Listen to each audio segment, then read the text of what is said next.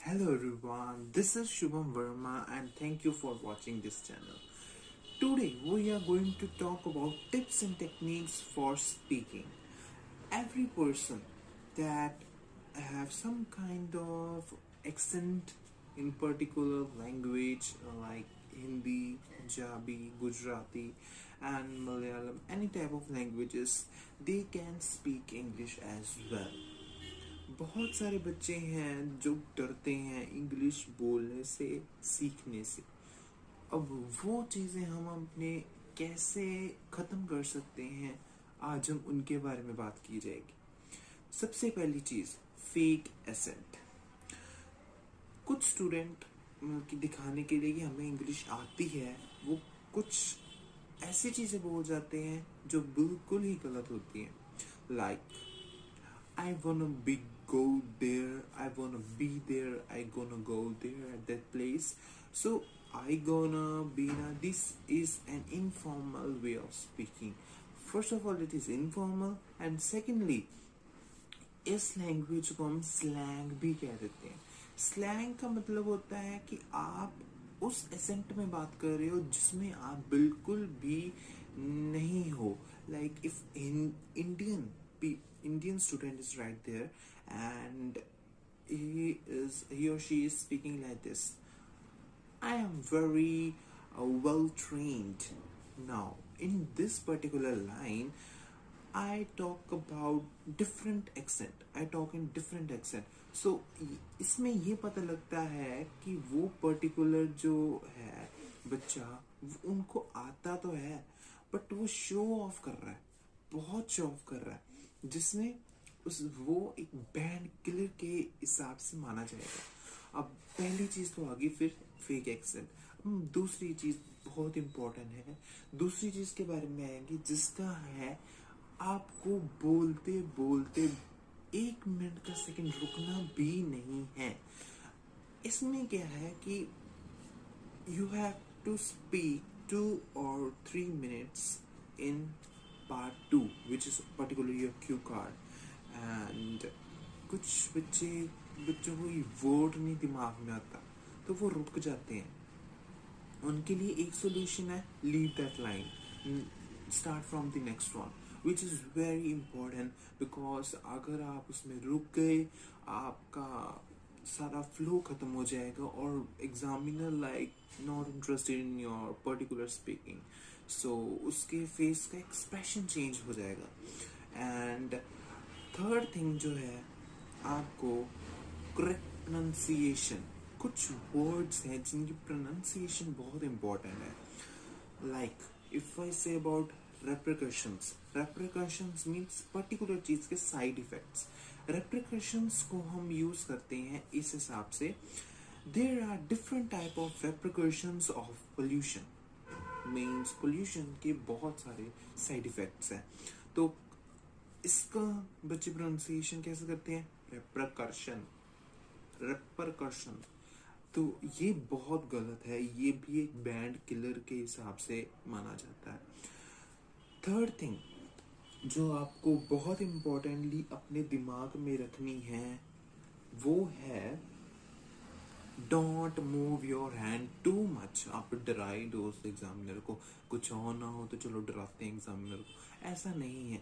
अगर आप totally confidence से बोलोगे विदाउट हैंड, तब आप अपने आप को ज़्यादा एक्सप्रेस कर पाओगे। Like if I want to say कि अगर मैं आपसे बात कर रहा हूँ तो I am doing the hand expressions, but I am talking with you, I can do with you at right angle, okay, but in front of the examination and in front of any other person who is quite rich and popular and quite inspirational for me, I'm not doing these hand signals because it's a kind of disrespect to any person. अगर आप ये करोगे तो आप लगेगा आप examiner हो और वो एक स्टूडेंट है जिसका आप उसका टेस्ट ले रहे हो, which is not good I think. And this can reduce your band as well.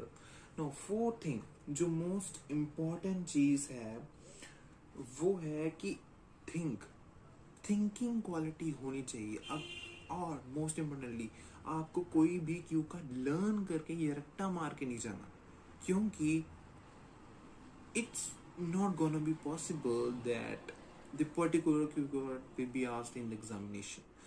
तो अगर आप वो क्यू कार्ड को रट्टा मार लोगे, रिवाइज कर लोगे, अगर वो आ भी गया तो एग्जामिनर सोचेगा इसने लर्न किया हुआ है और ये वही वैसे वैसे रिपीट करी जा रहा है, क्योंकि हर एक स्टूडेंट परफेक्ट नहीं होता है पर्टिकुलर स्पीकिंग में। और आई थिंक हर एक स्टूडेंट्स को अपना अपना मतलब कि एक लेवल पता होता है किस लेवल तक वो बोल सकते हैं। पार्ट 1 आपका है वो आपको एक लिमिट तक रेजिस्ट कर देता है, बट पार्ट 2 और पार्ट 3 जो है वो लॉन्ग ड्यूरेशन क्वेश्चंस होते हैं, उनको आपको बहुत देर तक बोलना होता है। पार्ट 1 में आपके जनरल क्वेश्चंस आ जाते हैं, आप खुद के बारे में बोलोगे, होम टाउन के बारे में बोलोगे, and what is your likes and dislike and some general question related to you only. But अगर मैं क्यू कार्ड के बारे में बोलूँ तो क्यू कार्ड में ये चीज़ है कि वो आपके कोई भी सिचुएशन पर, कोई भी पोजीशन पर एंड कोई भी आपके थॉट पर बन सकता है। लाइक मुझे जो क्यू कार्ड आया था उसमें था explain your desire that you haven't achieved yet. मैंने वो ड्रीम बताना है जो मैंने अचीव नहीं किया, तो मैंने उसके बारे में बोलना था। एक और इम्पॉर्टेंट टिप मैं आपको दे सकता हूँ उन लोगों को जिन लोगों के क्यू कार्ड में बहुत ज़्यादा प्रॉब्लम आती है, वो है अगर आपको कोई भी Q card any type of religious place, किसी भी हिस्टोरिकल बिल्डिंग के ऊपर आ जाता है, तो आप क्या सर पास्ट, प्रेजेंट और फ्यूचर के बारे में बोल दो। पास्ट में उसका कैसा था सिस्टम, वहाँ पे वॉर होते थे पर्टिकुलर प्लेस पर, किंग्स वगैरह रहते थे, लग्जूरियस लाइफ जीते थे, ठीक है, ये लोग पास्ट के बारे में, और उसको डिस्ट्रॉय किया गया इतने में, रीबिल्ड किया इतने में, ये पास्ट के बारे में हो गया। प्रेजेंट के बारे में आज उसको किस चीज़ के लिए यूज़ किया जाता है, वो क्यों हिस्टोरिकल प्लेस है, वहाँ पर बहुत सारी रेनोवेशंस भी की गई हैं वगैरह वगैरह, ये आप हर एक क्यों हिस्टोरिकल बिल्डिंग के ऊपर बोल सकते हो। लाइक अब थर्ड बच गया, थर्ड में है फ्यूचर।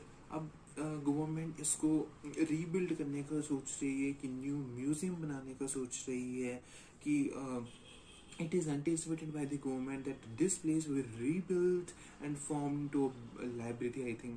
Okay, so आप इस चीज़ से आप एक अपना बहुत अच्छा क्यू कार्ड बना सकते हो, क्योंकि कई बच्चों के पास लिमिट होते हैं आइडियाज़ के पास। मेरे पास भी ऐसा था, मैंने भी एक्सपीरियंस किया था।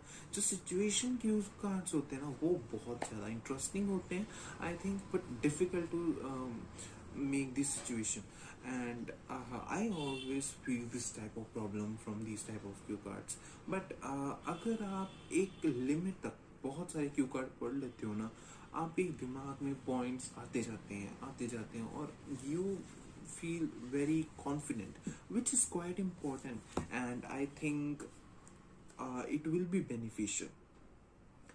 अब इस स्पीकिंग से थोड़ा सा हट जाते हैं, अब इम्पोर्टेंटली इंग्लिश के ऊपर बात करते हैं। इंग्लिश आप कैसे सीख सकते हो, पर्टिकुलरली इंग्लिश हम बहुत सारे तरीक़ों से सीख सकते हैं। पहला तरीका ये है कि आप इंग्लिश में वर्ड को थिंक कीजिए। अब मैं पंजाबी और इंग्लिश बोल देता हूँ, बट मेरी मदर टंग जो है वो Punjabi and Hindi. Okay, we generally talk in Punjabi in home, but if I want to say any word to any person, first I will think about English version of that word, which can be helpful for enhancing my English language. Secondly, अगली चीज़ है आप घर में भी English में बात करो। अब अगर आप घर में इंग्लिश में बात करोगे आप थोड़े ओपन बन जाओगे, आप एक्सट्रोवर्ट पर्सन बनना शुरू हो जाओगे। जिससे मेरे केस में ऐसा था कि I am an introvert person and feel very scared about speaking English in front of any other person, which look weird for me. And हर एक इट्स नॉर्मल, हर एक बच्चों में ऐसा एक लहजा होता है, वुड से कि एक तरीका होता है घर में बात करने का, और वो थोड़ा शर्माते हैं कि बाकी लोगों के साथ कैसे बात की जाए। तीसरी चीज़, अगर आपकी पर्टिकुलर वर्ड है उसमें आप बहुत बारी रिपीट करना है उस पर्टिकुलर, लाइक कुछ बच्चे बहुत सारे वर्ड को रिपीट कर देते हैं, लाइक पीपल। पीपल के बहुत सारे सिनोनिम्स हैं, like individuals, masses, pupil, and many more, which can be helpful in making a perfect cue card, because examiner जो देखता है वो आपका इम्पोर्टेंट तरीका देखता है बोलने का, और उसमें आपने एक ही वर्ड को किस किस वोकेबलरी में आपने उसको रेनोवेट किया है। और आई थिंक बहुत सारे स्टूडेंट्स को कोई डिफिकल्टी आती है कि हम एक पर्टिकुलर वर्ड को किस किस चीज़ों में रिप्रेजेंट कर सकते हैं। लाइक हम इम्पोर्टेंस को बहुत सारे तरीकों में यूज़ कर सकते हैं। First, it can be used as your significance, crucial, vital, and I think और भी बहुत सारे इम्पोर्टेंट सिनोनिम्स हैं इस पर्टिकुलर वर्ड के। और अगर हम बात करें कि और भी बहुत सारे तरीके हैं हम इंग्लिश को अपने लाइफ में इम्प्लीमेंट कर सकते हैं।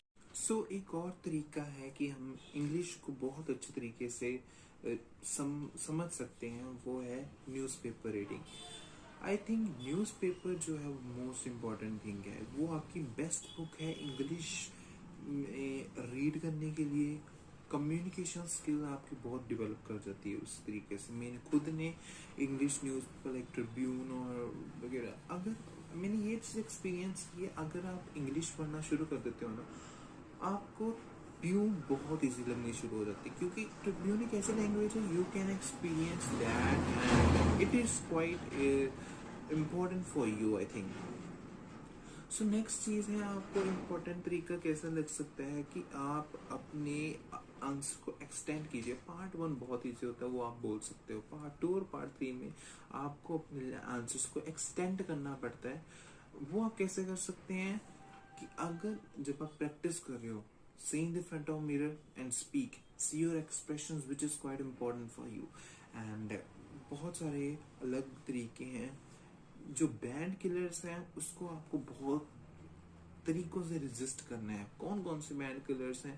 पहला, रिपीटिंग वर्ड्स, ये बहुत इंपॉर्टेंट है। आपको बिल्कुल भी रिपीट नहीं करने वर्ड्स। जैसे मैंने आपको बताया, सिनोनिम यूज करो, search in Google and some various social websites which can be helpful for you to find out some new words. Like I will say fascinating. What is fascinating?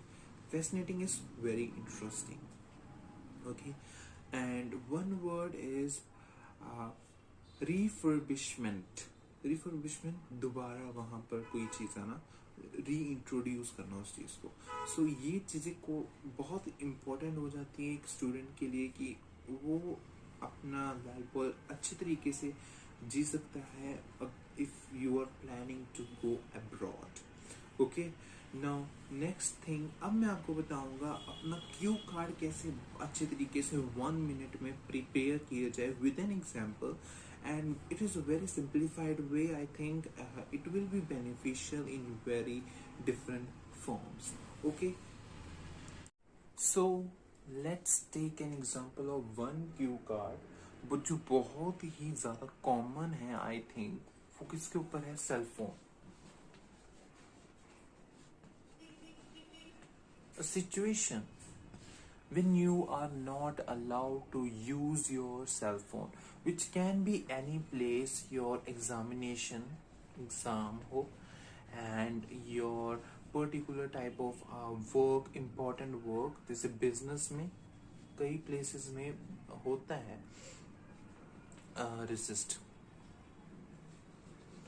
अगली चीज़ जहाँ पर बहुत importantly cell phones को resist किया जाता है, वो है ICU। ठीक है, हॉस्पिटल वार्ड्स में। नाउ हम इस क्यू कार्ड को कैसे एक्सप्लेन कर सकते हैं? अभी प्लेस पर बेस क्यू कार्ड है।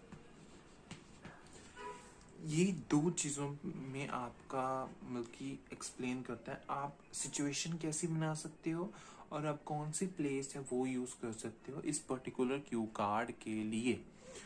प्लेस में सबसे पहले मैंने अपना ICU यूज़ किया है।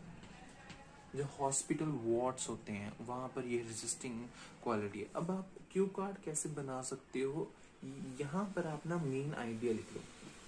सबसे पहले आप जनरल स्टेटमेंट, कोई भी जनरल स्टेटमेंट, कोई भी जर्नल वाली बोल दो जो आपके लिए हेल्पफुल हो एक पर्टिकुलर क्यू कार्ड को रिप्रेजेंट करने के लिए, ठीक है।